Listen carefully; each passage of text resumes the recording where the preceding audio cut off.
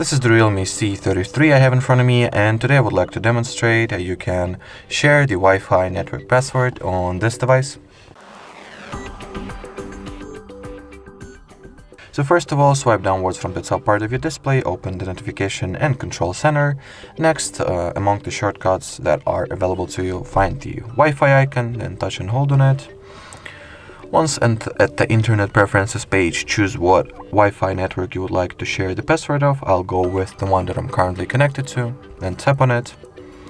At the Network Details page, click on the Share icon, and over here you'll get the actual Wi-Fi password as well as the QR code, which can be further used to get automatically connected to the Wi-Fi network of your choice. Alrighty, so that will be it. Thanks for watching, and bye-bye.